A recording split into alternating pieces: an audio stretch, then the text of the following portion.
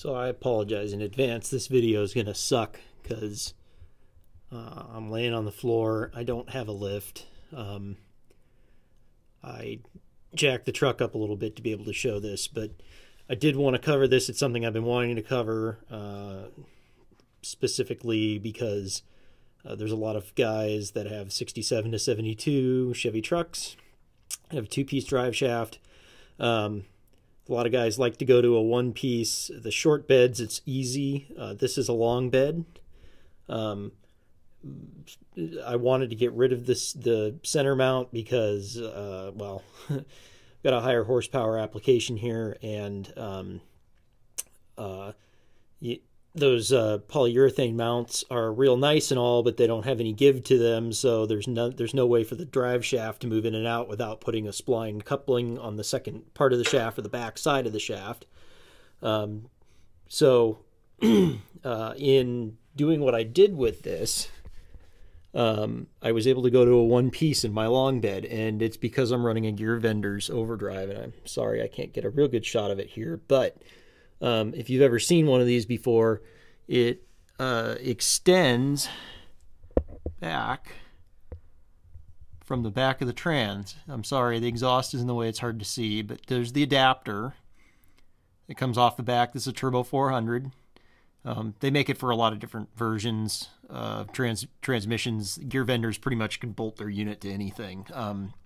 But it extends it back, the length of the unit, which as I recall is about 11 or 12 inches, something like that, which gave me, I think, about a 59-inch drive shaft, which is really kind of the maximum you want to go, but it worked out really well.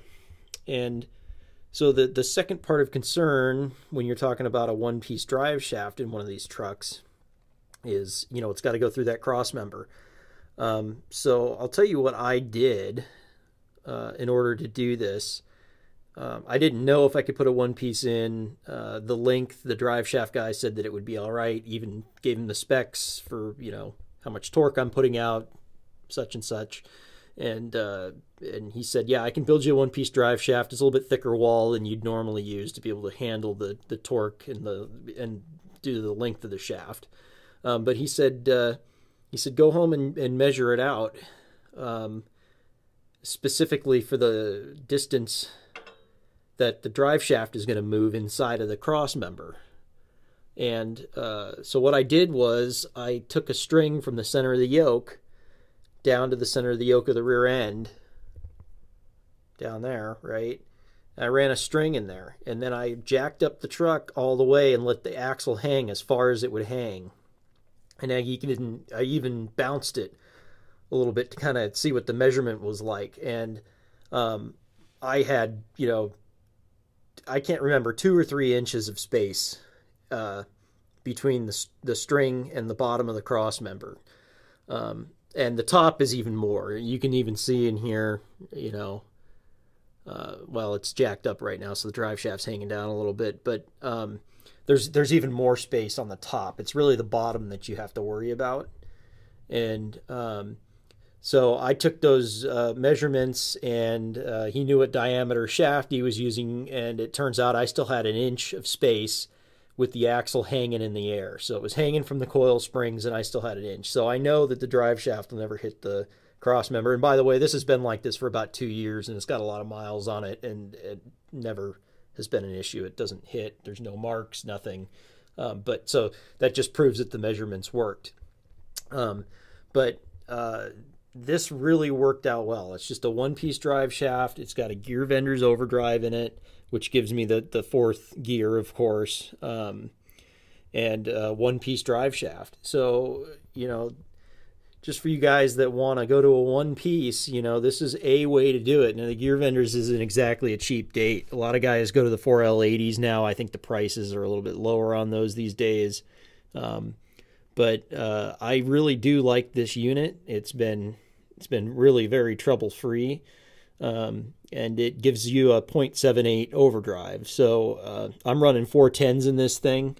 It's a 3/4 ton, by the way. I'll mention that. It's got I did a 14 bolt swap on it for any of the C20 guys. If they want to know about that, I could do a video on the 14 bolt swap. It was a pretty big project.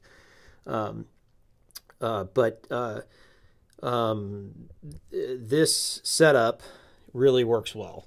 So I just wanted to go over it real quick, what it looks like and how the length of the overdrive can get you to a one-piece easier. I'm not sure if you could do a one-piece without the overdrive. I wouldn't want one that long, at least not with the amount of horsepower and torque I'm putting out.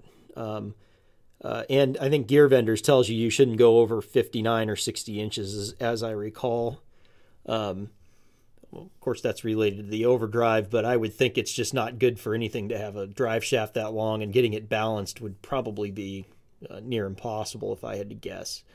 But there's probably some guys that would argue with that.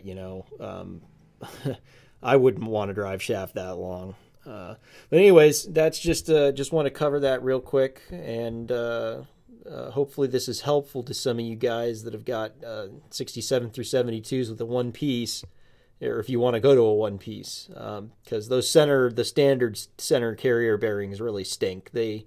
They bust pretty easily, and then the polyurethane billet ones that are sold, those work real well until your suspension travels, and then it'll blow out your pinion bearing or something because it doesn't flex. You got to have a drive shaft that floats in the rear, like I was talking about. So anyways, just want to cover that real quick.